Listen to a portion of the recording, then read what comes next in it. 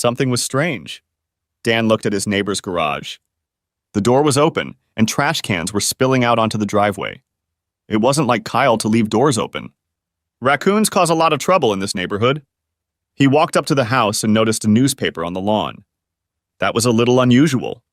Kyle ran every day and always stopped to pick up the newspaper. He also never left the front door open. Kyle was a theater technical designer and was constantly working with sound or lighting in his home studio. These projects often required silence or darkness, and for that reason, as well as the raccoons in the woods bordering their backyard, he had developed the habit of buttoning the house up tight unless he or Ginny went out into the yard. Dan knocked on the frame of the open door and called inside to see if anyone was home. Just as he was about to call to see if everyone was okay, he saw Kyle lying on the floor in the doorway of his studio. A small pool of blood had formed under Kyle's head. His face looked battered. His arm was bent backwards at a terrible angle, and bruises were visible in all the places not covered by clothing. Kyle had been beaten in his own home and left without help. Dan quickly dialed 911 on his cell phone while he called out for Jeannie. He managed to contain the adrenaline rushing through his veins long enough to give the 911 operator all the information he could, and then he rushed from room to room to make sure she wasn't lying in another room needing his help. She wasn't there. Dan had barely finished looking around the house when a police car pulled up with its lights on. An ambulance followed, and while the paramedics treated Kyle, the cops questioned Dan about what he had found. As Kyle was being taken to the emergency room, the only question on everyone's mind was, "Where is Jeannie?" Fade to black. Kyle and Ginny met in college. They were both in theater programs at drama schools in New York City, in the heart of one of the most active theater communities in the world.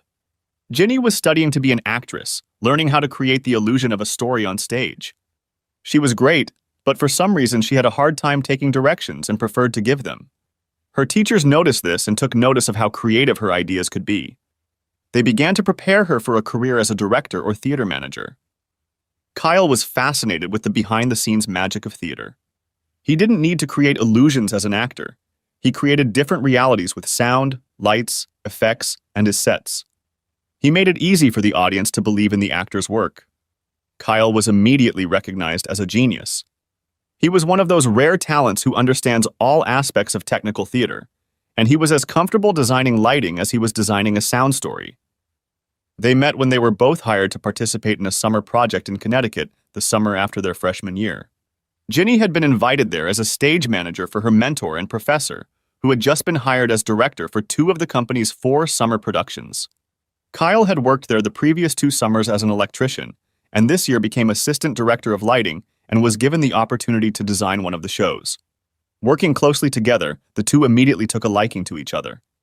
This will be the first of many productions together, both as students and as they build careers in the field. Ginny was slim and slender with a killer smile under her deep brown eyes. She was delightfully curvy in all the right places, but without a single speck of extra weight. Her long, tanned legs peeked out of the shorts she always wore, and her outerwear was conservative enough to say, "Please behave yourself," yet frank enough to say, "I may have a surprise for you." Kyle was very handsome. He was an avid runner and claimed that the best ideas came to him during his morning workout, when his brain was clear of the mishmash of everyday distractions. He looked like he exercised regularly, but in reality, he didn't need to. The daily lifting and climbing he had to do was a perfect substitute for the strength training his friends advocated. He was fit and trim, and was sure that if he continued to pursue his designs, even as a designer, he would remain so for life. For 2 weeks, they shouted to each other from remote corners of the theater, focusing lights, pointing special effects speakers, and calling lines before they were finally able to sit with each other. They had to program the signals on the light board, and as they sat together, became increasingly friendly. When they were done, Ginny leaned over and kissed Kyle on the cheek, saying that she really enjoyed working with him and that she looked forward to her work every day because of him. Kyle kissed her back, just not on the cheek. She responded, and their little tete-a-tete in the control booth got pretty hot. The door to the theater downstairs opened and slammed shut as the director walked in and called them in. "Kyle! Ginny! Are you guys done yet? We need to lock up." They quickly cleaned themselves up and descended from the stall. "It's all set, and you're going to love it," replied Ginny, coming down the stairs with Kyle well ahead of her, intent on hiding their little date. They started looking for opportunities to be together, but as filming began, time became precious. Ginny traveled with her professor every day from her apartment in town, while Kyle stayed home, a short drive in the other direction. One night, Ginny's professor didn't make it to the show, but stayed in town to celebrate her daughter's birthday. Ginny was supposed to be in charge, but she had no place to stay. Kyle had offered a guest room in his house. No one else was there since his parents were spending the summer on the Cape, so there was plenty of room. Ginny was thrilled. She didn't think they would need much space. One bed would be enough. By the time they reached his house, it was late. Ginny had fallen asleep in the car, and he didn't want to distract her by taking advantage of the fact that she was so tired. After all, she had become special to him. He didn't have feelings for her like he did for those superficial girls he picked up at a college party or one of the many theater parties after a play. So when they arrived at his house, he was the perfect gentleman, the perfect host. He led her to her room, at least the one where she was supposed to sleep, and made sure she was settled in. Then he snuck into his own room to rest. He would still have time for a visit the next day. He vaguely felt the door to his room open and someone lying in bed with him. Soft, slender arms wrapped around him, and the sweetest kiss he'd ever experienced lingered on his lips. It was good. Kyle? Kyle? Get Dr. Kenton, he's waking up. Kyle! His vision flickered, and the harsh fluorescent lights of the hospital room appeared before him. It was hard to focus, and he was completely confused. Only one eye was working. He tried to rise, but was held up, and immediately began to struggle against the restraints. Easy, easy, Kyle. You've been in rough shape, but we'll get through this. Don't fight us! We're on your side. He relaxed on the bed and looked at the post-op nurse who was talking to him. Dr. Kenton would be right there to explain everything. What's wrong with my eye? Kyle became alarmed when he realized his eye was heavily bandaged. He was badly hurt, but I must wait and let the doctor talk to you. Calm down, he'll be right with you. The doctor actually arrived very soon. He examined Kyle and talked about his injuries. Kyle was battered. His eye was bandaged as it had received at least one serious blow. The optical surgeon had repaired the detached retina, but the skull fractures around the eye socket also had to be repaired. He suffered a pretty severe concussion as a result of the blow that caused these injuries, and they were very relieved that he still had control of his speech. Kyle's arm was badly broken and was in a cast. He nearly died from a ruptured spleen and internal bleeding. If a neighbor had found him an hour later, he would not have survived. His nose and several ribs were broken. He had been unconscious for 2 days since he was found, and they were still trying to determine the time of the attack to figure out how long he had been lying unattended. I don't remember the attack. The doctor frowned and started asking Kyle questions. When he realized that Kyle couldn't remember any of the circumstances surrounding the weekend or the Friday before, he started asking general questions. As he finished, Dr. Kenton realized that Kyle couldn't remember anything that had happened since freshman year, before his encounter with Ginny. Kyle had suffered severe memory loss as a result of the attack, and only time would tell how soon she would return. Detective Porter, who had been assigned to investigate Kyle's case, was visibly disturbed. His chronology of the incidents leading up to the attack had hit a dead end last Friday when Kyle had disabled the home's security system. Where had Jeannie been all this time? Shade of black. Senior year passed like a blur. Kyle saw Ginny regularly, and their love grew every day. By the end of the year, both had established careers, with Kyle working regularly as a designer for several small suburban houses and often backstage at theaters downtown for well-known designers. Ginny got a backstage job with a major opera company at Lincoln Center, a stable job with great benefits that she could keep for life.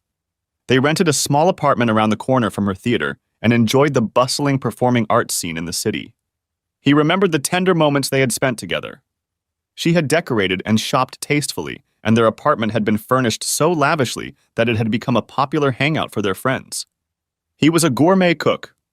Whether he cooked dinner for himself and company or just a candlelit dinner for the two of them, she always rolled her eyes in delight at his delicious cooking. Her eyes were rolling in bed too. Kyle woke up in a cold sweat, still lying in the hospital bed. Jenny. How Ginny fit into his life now. He had been told about the amnesia and how slowly it could come back. He had been told that these attacks would happen every once in a while, and he would almost relive his life as the oldest lost memories came back first. He wasn't prepared for how vivid the dreams would be and how much the thoughts of lovemaking would bother him. Previously, Kyle could only think of Ginny as a girl he knew from summer company, but now the memories of living with her came back to him. He really wanted to remember how she had fit into his life in the years that the concussion had taken from him. Where was Ginny now? Memories of their early life permeated his mind during the days that followed. Her advancement in her career eventually led to a position as stage manager at a very active suburban theater that put on plays and concerts. This company liked Kyle's work and often utilized his services. The couple succeeded financially and decided to get married. Now he could remember the wedding. The ceremony in the little church flashed before his eyes in minute detail. He could hear the small organ playing Bach, smell the distinct scent of beeswax candles burning at the altar, and his eyes watered at the sight of the smiling bride walking toward him. He could taste the delicious food in the little Greek restaurant where they had their wedding feast. They danced and then hugged family and friends as they traveled to the small inn where they were to spend their wedding night. Everything was beautiful. In the room, a fire burned in the brick hearth located right at the foot of their bed. They stood by the flickering flames and kissed. They swayed to music that wasn't there. With tenderness, he undid the buttons on her satin dress.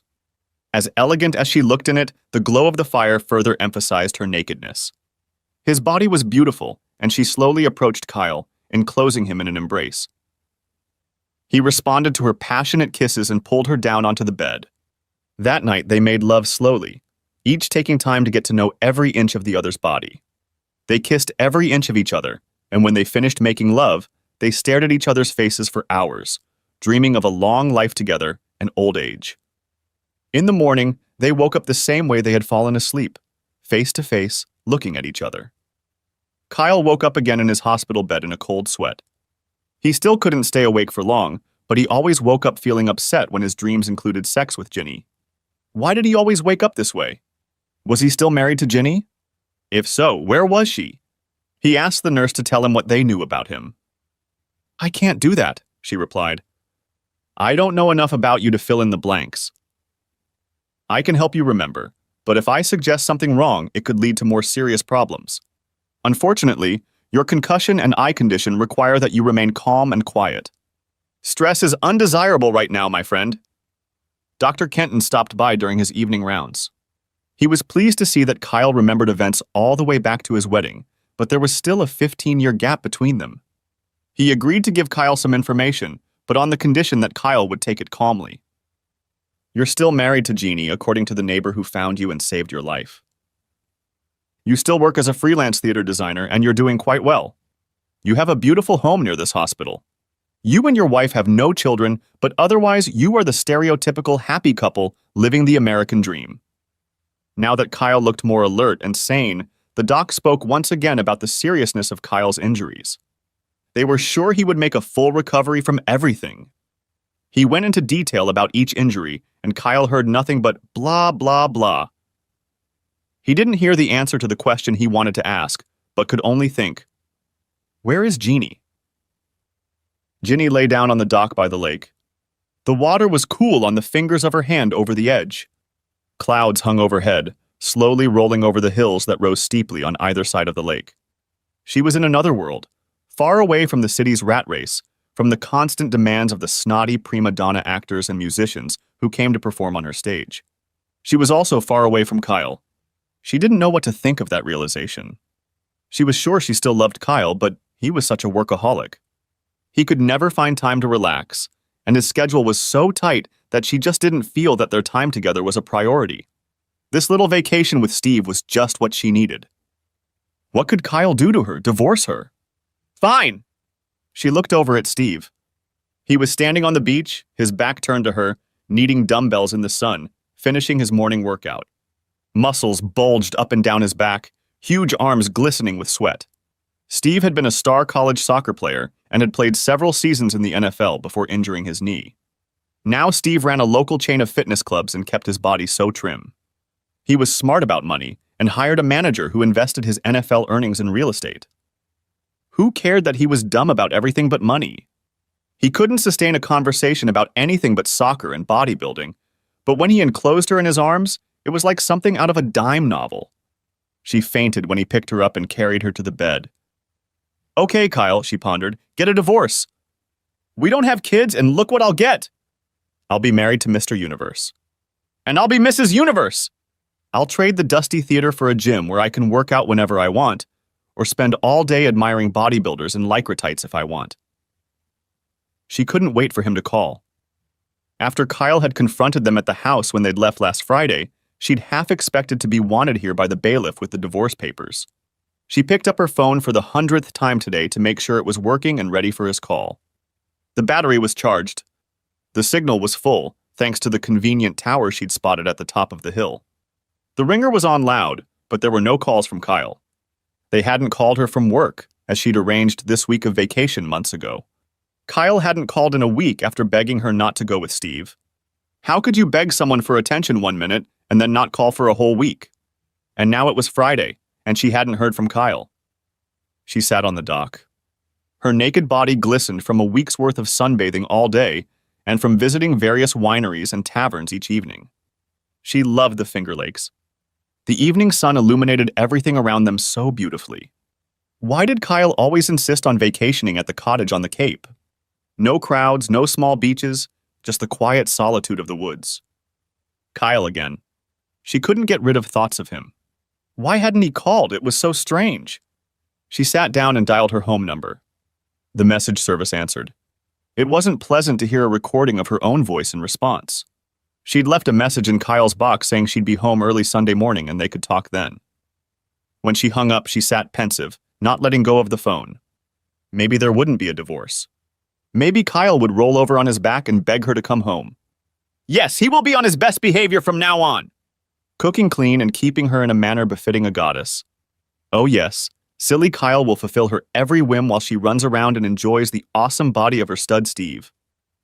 Kyle should be home. If he was angry, why hadn't he called? And if he wasn't angry, how did he feel?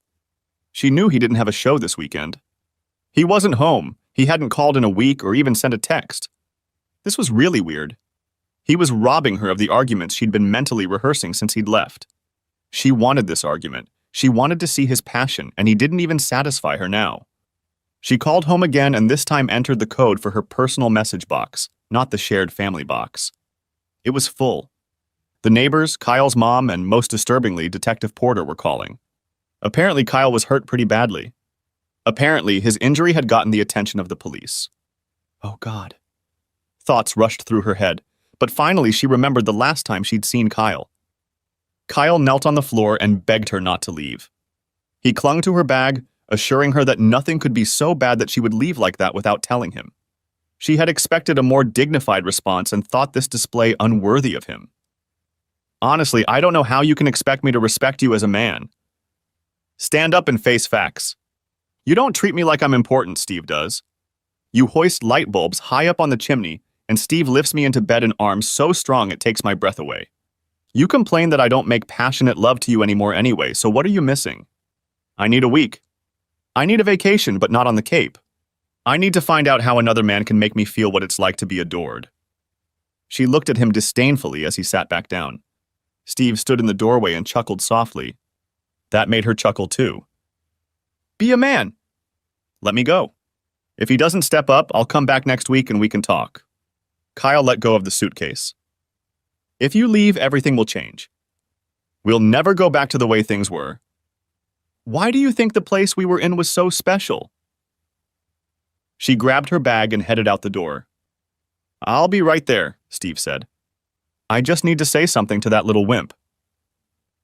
As Jeannie walked to the car, Steve approached a sullen Kyle who was kneeling in the hallway.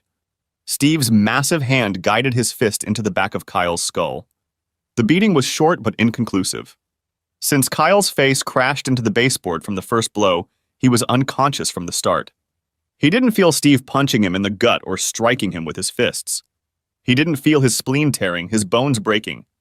Steve wanted to leave Kyle with a memory of intense pain so he would wake up. He left without closing the door, got in his car with Ginny and drove north to the lake. Ginny smiled the whole way. She remembered how she had met Steve last winter. Kyle had always stayed so trim and slim thanks to running and a lot of exercise at work.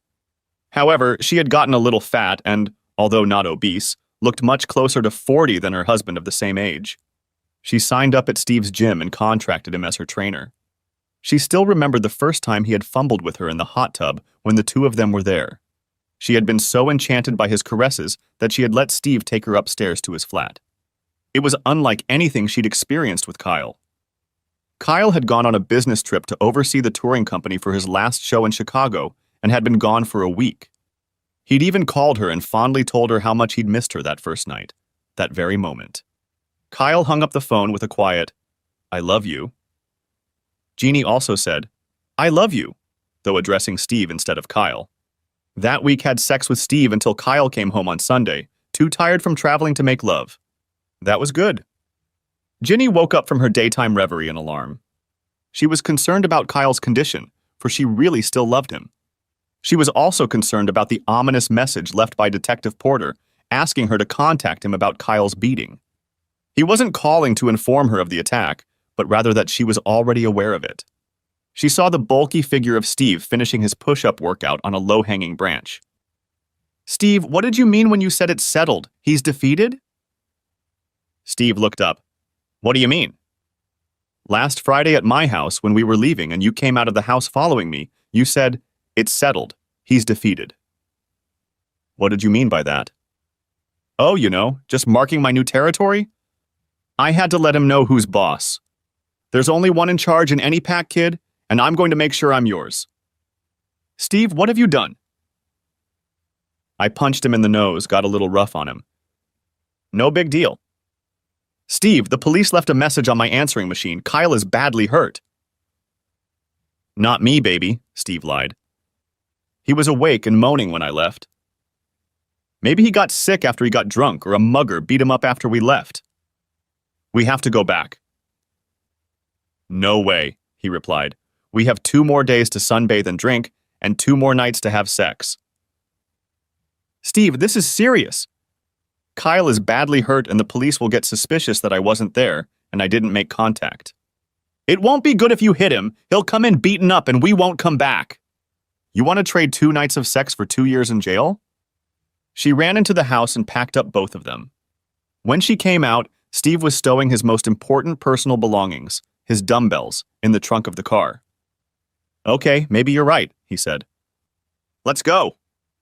They threw the bags in the trunk, locked the cab, and sped south. Fading to black. On Friday morning, the bandages were removed from Kyle's eyes. His body clock was finally free from the effects of the trauma and anesthesia from the surgeries. He was alert and flirting with the nurses. Repeated conversations with the police had so far yielded nothing, which was frustrating for Detective Porter. Kyle fondly remembered his pleasant home life with Ginny, his work on the show until about a year ago. He also remembered some big project involving his studio. Something to do with his recording equipment, something to do with sound effects. It kept him busy, but he couldn't figure out what it meant. He also remembered the intense pain. Somehow it was connected to the pain in his head, but he couldn't figure out how. He slept soundly on Friday night, knowing that he would be able to go home on Saturday. When Kyle was already asleep, Jeannie came home to a dark house. Steve carried her bag into the house, and they were both stunned to see a notice taped to the door stating that this was a crime scene, but it had been processed and the occupants could return. Entering the house, Ginny froze at the sight of a large puddle of dried blood on the floor in the hallway where Kyle lay. She looked at Steve. "Just a punch in the nose, huh?" Steve blushed. He might have gone a little overboard in his anger, and if he left Kyle in critical condition without help, he might be charged with something more than a simple assault. His mind searched for an explanation. He wasn't in his right mind, and he wasn't exercising a precision machine. "We can't tell the cops I hit him," Steve said. "We have to tell them that I left first, taking your bag to the car, and that he was fine when you left." "This is bad, Steve. This is really bad." "Ginny, stick to the story and everything will be fine. We'll look like heels for leaving and not being around him, but they won't be able to pin anything on us." "We?" Ginny was incredulous. "I was in the car." "Anything they put on you is going to be on your sorry hide, not mine. Breaking up with Kyle, even divorcing him, is one thing. Going to jail for beating him up is another." "You were with me, kid." And you heard me say he was defeated. You're in this with me. I may not be the smartest guy on the block, but I know what an accomplice is. She thought about it and realized that Steve was right. She wouldn't be able to explain their sudden departure unless they claimed they'd left Kyle in good shape, leaving the possibility that someone else had come along and beaten him up. How had she gotten into this mess in the first place? She agreed with Steve and they laid out their story. By the time they decided what to say, it was almost midnight. She called Detective Porter and he said he would meet them at the police station immediately. The case was urgent and couldn't wait until morning. Ginny wanted to go to the hospital first, but Detective Porter insisted. He told her that Kyle had been medically discharged and was most likely resting. He pointed out that she had taken her time to visit Kyle when he was in critical condition, and even today she had gone home instead of going straight to the hospital. There was no reason to disturb his peace, so necessary to his recovery. But there were questions that needed to be answered. Ginny answered nothing until the detective suggested that the patrolman pick her up and drive her. He and Steve got into the car and drove to the station. They were questioned separately, but both had already rehearsed their story. They didn't tell much, relying on, "I don't know." They admitted that they had been in the house and had seen Kyle. They admitted that he was very upset when they left, but physically he was unharmed. Porter didn't believe them, but he had no evidence to back up his hunch. He knew that Kyle was being discharged from the hospital today, so he decided to keep both of them in the isolation room until Kyle got settled and until Porter could alert him that his wife was coming home. Besides, it might give Steve and Ginny a chance to believe that the other had blabbed and given away the truth, and maybe get them to talk more freely. Porter waited for Dan, Kyle's neighbor, to bring him home. Kyle cautiously made his way outside, still very sore from the savage attack. He waved for Porter to come into the house. Dan's wife Kim had come in earlier and cleaned up the hallway. The house was nice and inviting and smelled good. She smiled as she came out of the kitchen and invited everyone to the table for a home-cooked dinner. While Kyle appreciated Kim's efforts, especially cleaning up the reminders of the incident, he was uncomfortable being at home. He coldly recalled the events of the past week, up until the day of the incident, and the absence of those last fragments upset him. Kim and Dan cleaned up the kitchen and said goodbye. They agreed with the other neighbors that they would check on him every hour or two and make sure he was okay, at least for the weekend. They assured him that if he needed anything, he should call right away. As they were leaving, Detective Porter looked at Kyle and said, "She'll be home soon, you know that?" "I know. She's been here before." Kyle nodded at Ginny's bag by the door. "I know. I held them off today to make sure you're okay and ready to meet her. He'll probably be with her." "I'm ready." Detective Porter noted the determination in Kyle's voice and the resolve in his eyes. "I want to show you something." Kyle led Porter into his studio. Porter was impressed with the abundance of sound, digital imaging, and computer equipment in the room. Kyle led him over to a computer workstation connected to a large mixing console.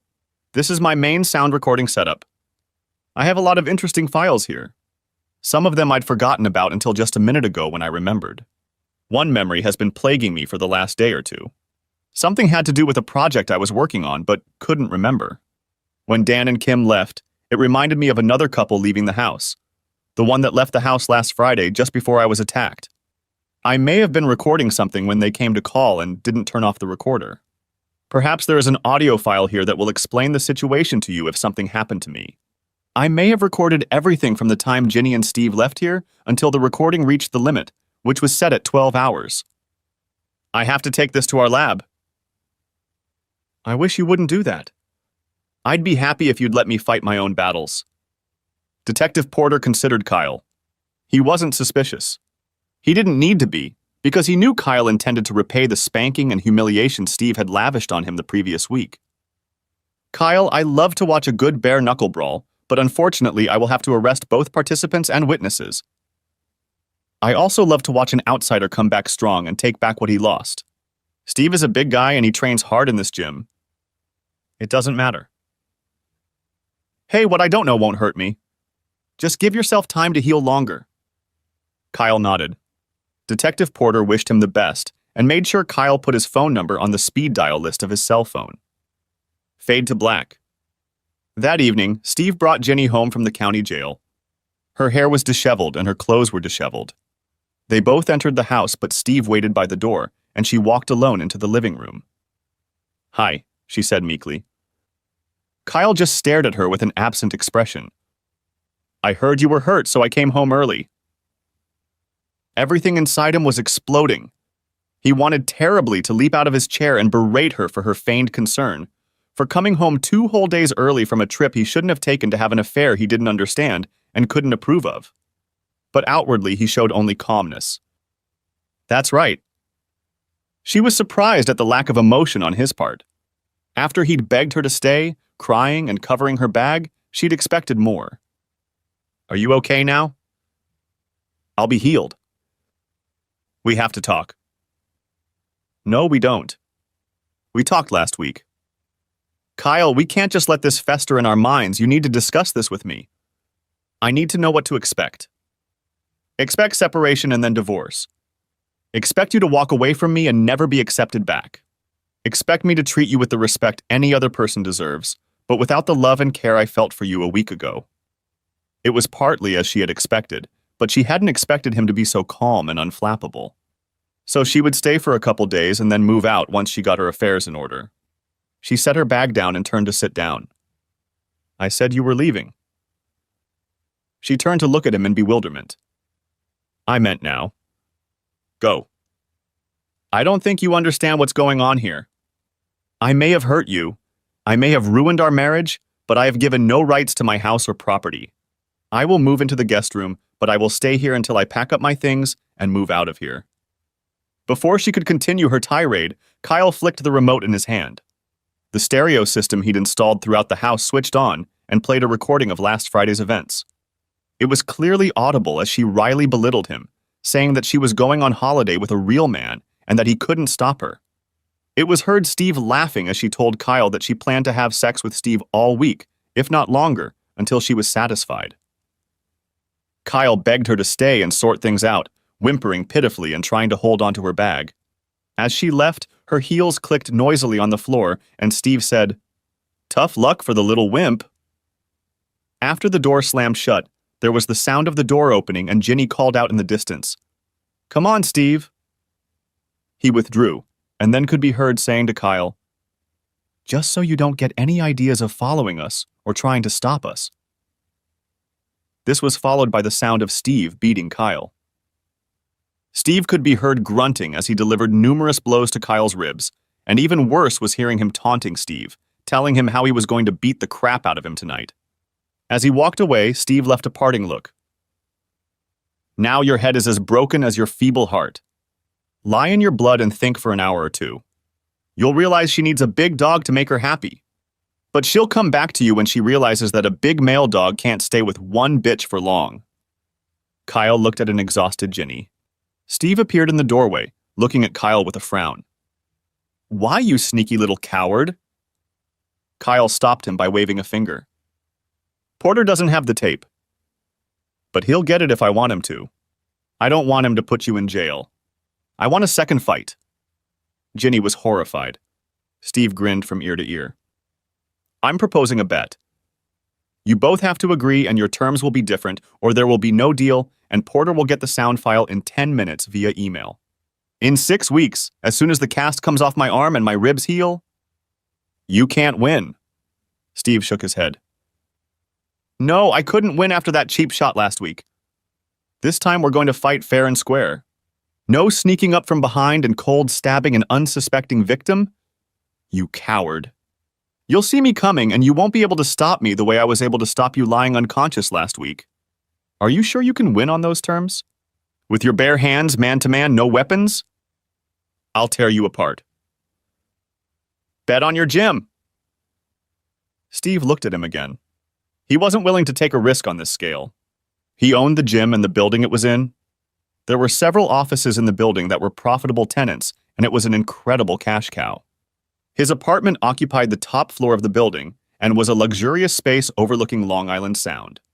But Steve didn't believe this guy could be anything but a competitor to an athlete like him. Sure, David had defeated Goliath, but David had the slingshot. Bet all your gyms. Steve paused, reflecting on his burgeoning business.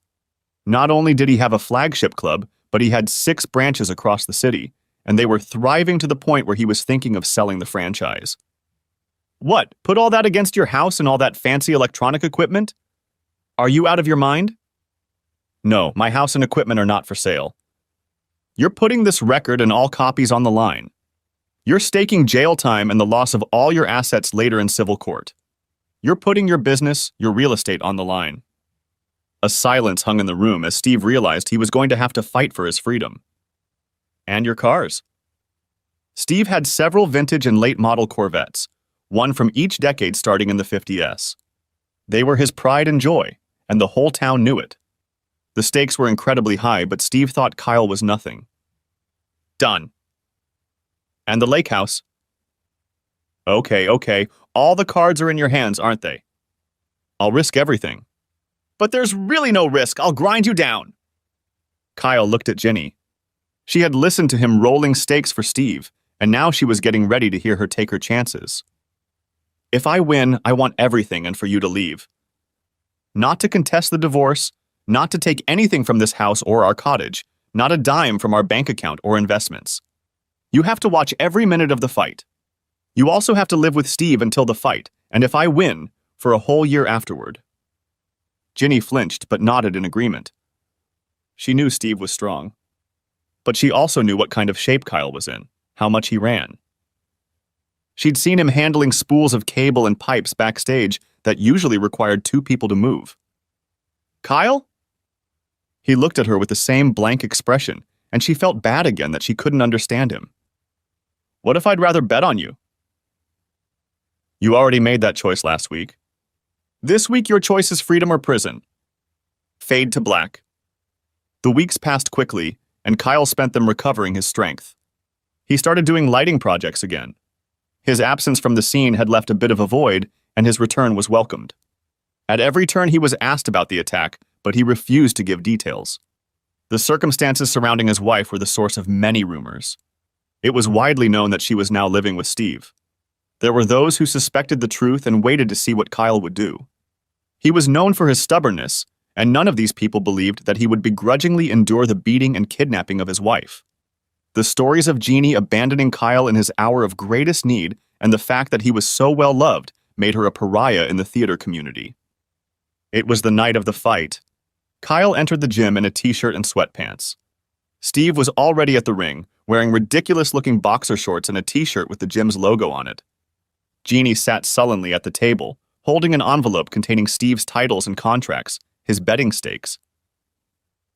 Steve was surrounded by many of his friends, as well as the staff and clients of the gym. They were all cheering him on, encouraging him, and teasing him about the easy job he had ahead of him. They clamored even more when Kyle entered the room. Kyle, with his light runner's body, looked unimportant compared to Steve's bulging, strong body. Kyle walked past Jeannie and placed his folio of contracts and records on the table next to Steve's desk. Climbing into the ring, he said, "Let's go! No calls, no referees, no stoppages until one of us is defeated."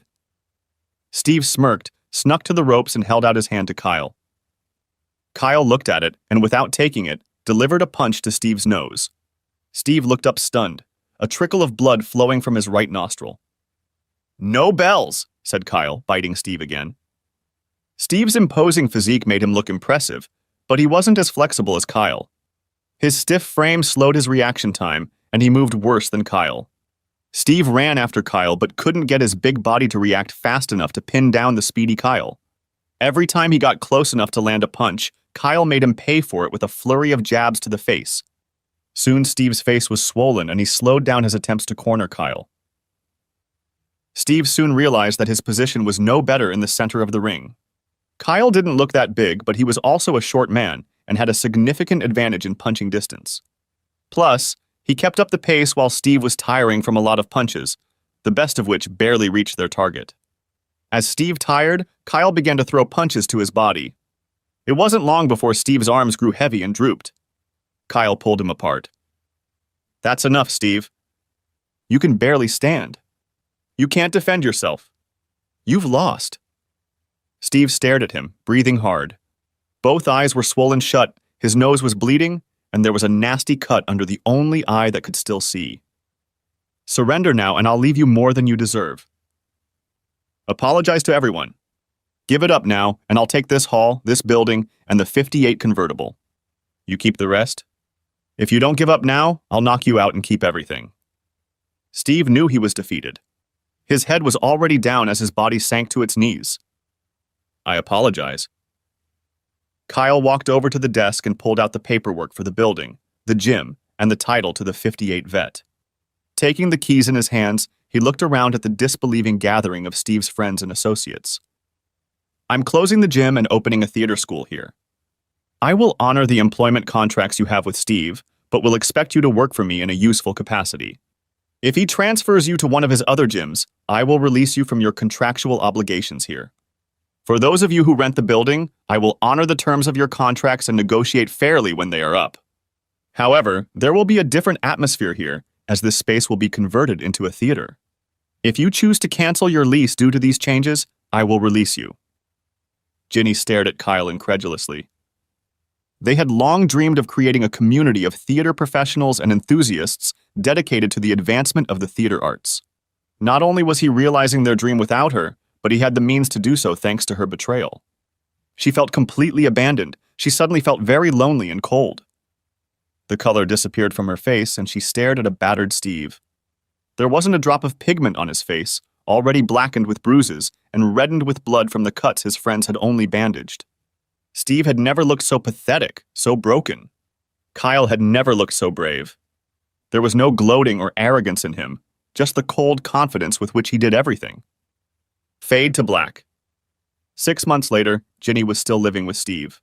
After the fight, neither of them were interested in the other sexually. Nevertheless, they had to live together as part of their bet.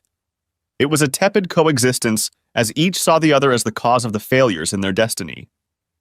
Ginny quickly and quietly moved out of her house, which was now completely Kyle's. The divorce had been finalized a long time ago. Kyle hadn't spoken to her since the fight and didn't answer the phone when she tried to call. Steve continued to build his business, but growth slowed when word spread about his failure in the ring. He saved what he had by offering season ticket packages aimed at seniors and moms who didn't work out outside the home. 2 of his satellite gyms closed and the rest lost their glamour. He'd lost his penthouse when his building was taken over by Kyle and had been forced to move into a small apartment next to one of the remaining gyms, which now served as his flagship. Now his swagger wasn't as cocky and often wasn't even present at all. Instead of the aura of confidence he had exuded before the whole Kyle episode, he seemed much less menacing. His mood was often sullen, and he was constantly worried about finances, as he no longer received rent from his downtown building to support his other businesses. Kyle successfully converted the main gymnasium into a great theater space. He converted smaller areas into rehearsal spaces, stores, and dressing rooms. He carved out space for a small, intimate cabaret theater and opened a coffee shop with a small stage on the second floor. The summer season was already planned, and the town was buzzing with excitement about the opportunities Kyle offered for actors and audiences of all ages. As expected, Kyle had been so consumed with setting up store that it seemed as if he had forgotten about the entire attack that had taken place a partial year ago. But he still remembered everything clearly. He remembered every night when he walked through his own front door. He remembered every night when he fell asleep in his lonely room. He remembered every time he walked into the theater where he and Ginny were working on a project. No matter how hard he tried, he couldn't escape the memory that they had been together half their lives and still didn't know the woman he thought was the love of his life. One evening, he was working on a light story in his studio when the doorbell rang. It was Ginny's brother, Peter. Peter lived in Boston and rarely left the city. In all the time he and Kyle had been together, he had only visited Ginny twice. His presence meant something was wrong. Hey, Kyle. I'm sorry to bother you, but I really need to talk to you about my sister. Would you mind if I came in? Sensing the urgency in Peter's words, Kyle stepped aside and escorted him into the living room. He offered him a cup of coffee or a beer, but Peter declined. I'd really like to get to the reason I came to see you. I'm very sorry things have gone so badly between you two. I thought you two were a wonderful couple, and I want you to know that our entire family was shocked by my sister's sudden change of heart. She's determined to hold up her end of the bargain. She realizes she was stupid to give you up for an affair. But her life with Steve just isn't right. She chose Steve over me, Kyle muttered. It just seemed appropriate that she get exactly what she wanted. She chose to have an affair. She made a mistake and betrayed you brutally, and no one blames you for how you reacted. She did a stupid thing, but life with Steve is torture, and now he's also given her physical strength. He hit her and broke her nose last night. Kyle hated to hear that Ginny was being abused. He wanted her to come to terms with Steve's stupidity, his early American style of dress, his life as a gym rat. He wanted her to be disgusted by Steve's sexist comments and expectations, his selfish attitude, his inexhaustible vanity. "Take me to her," he said to Peter. "She's in the car." "She doesn't want to come in. She's too proud. She didn't want me to come in and she's really mad. I just want you to release her from her promise to live with Steve for a year. She doesn't even want to do it, but I think he'll hurt her more next time." Kyle slowly stood up and headed for the door. Peter followed right behind him. "Please talk to her gently, Kyle. She's been through hell, and though she brought it on herself, she's suffered enough already." Kyle walked over to the car and opened the door. "Please come in," he said to Ginny. "We need to talk." Ginny reluctantly but slowly got out of the car. She walked into the house and Kyle whispered to Peter, "She'll be fine. Go to Steve's and get her things and bring them back here." Kyle led Ginny into the kitchen. A flood of memories came over her. Kyle hadn't changed a thing. Everything smelled the same, looked the same, felt like home. The only difference was that all of her pictures were gone. Kyle had replaced them with pictures of her family. Tears came to her eyes, for to be cut out of her home like that was just awful. She'd considered it her home since she hadn't had time to get a new one yet, and she'd considered life with Steve a temporary hell. She wasn't replaced, just cut out of this place she had once loved. Kyle was well aware that she was crying, and although he was touched by the woman who was still the greatest love of his life, he didn't go to Ginny. Instead, he poured her a cup of coffee and made her coffee the way she had always liked it. He made her coffee like no one else, not even Ginny herself. The smell of the steaming brew in the mug and the perfect blend brought her back to herself, reminding her once again how perfect her husband and the life she had left behind were. "You're moving away from Steve. Peter is picking up your stuff now. You're going to move in here. You can stay in the little apartment we built over the garage. You'll be independent. When you get well again and start working, you can move out whenever you want. If you want, I'll find you a job at my new store. If you decide not to move out, you can stay here as long as you want. I do not wish to witness any romantic relationships of any kind, although I intend to bring dates home if I wish. I expect you to take good care of your apartment, show care for my property, and respect our neighbors and guests. These are the only terms of living here. There will be no rent. No expectations or promises of any relationship other than a promise to observe decorum. Somewhere inside of me, I will always love you. Elsewhere, I'll always be afraid of what's in you that could have betrayed me the way you did. I didn't want Steve to bully you, so I don't expect you to finish your year with him." She swallowed back a tear and looked into Kyle's eyes for the first time in months and thanked him. She mumbled something about moving in with Peter, but Kyle reminded her that the New York theater scene was her life, and she couldn't exist without it for long. She realized that he was right and agreed to move in. "Wait here. I'm going to help Peter. Make yourself at home." The significance of his last statement was music to her ears. Fading to black. Kyle pulled up behind Peter's car. He walked straight to Steve's house as if he were his master. Steve didn't like it, but there was nothing to object to. He had hit Jeannie, and now he found himself here with her brother and the guy who had publicly flogged him. Either of them could have sent him to jail for abuse, and Peter was using this moment as a slave driver. Steve carried Ginny's things to the car. Peter helped him pack, but it was Steve who carried the stuff. There wasn't much stuff, as the terms of the divorce agreement left her with only a couple mementos and clothes. Steve returned to the house after the last trip.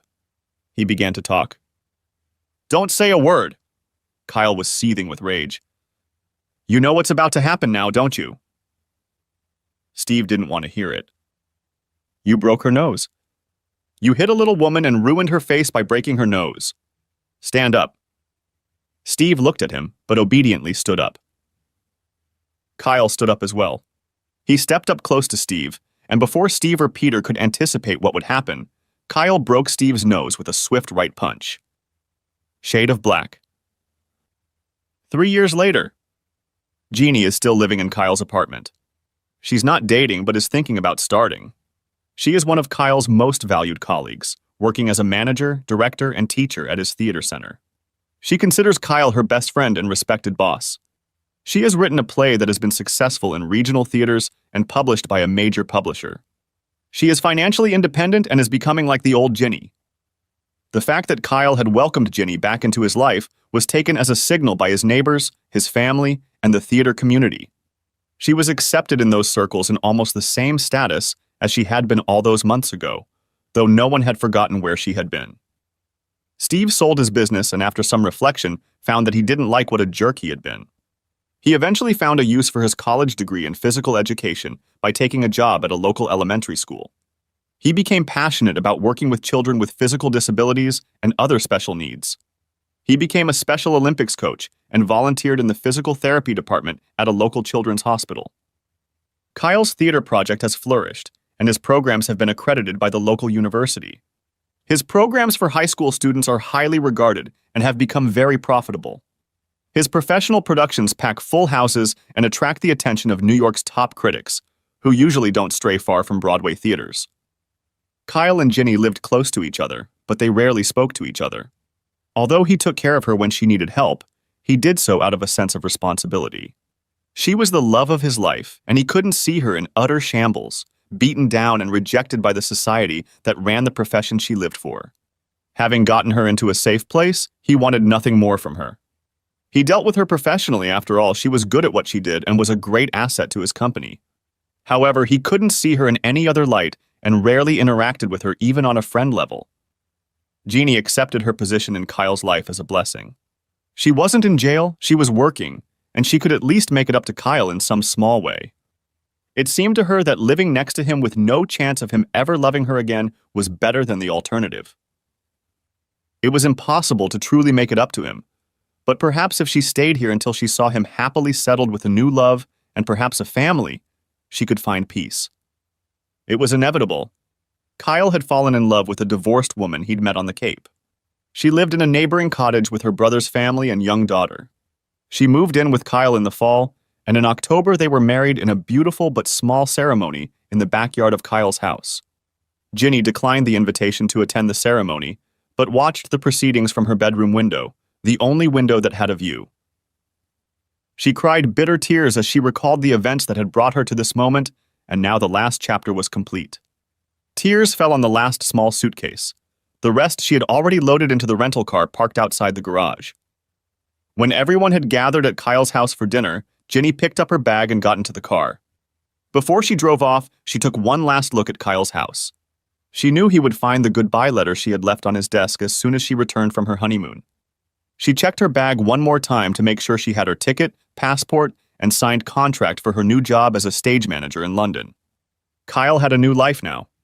She shed one last tear and set off to find hers,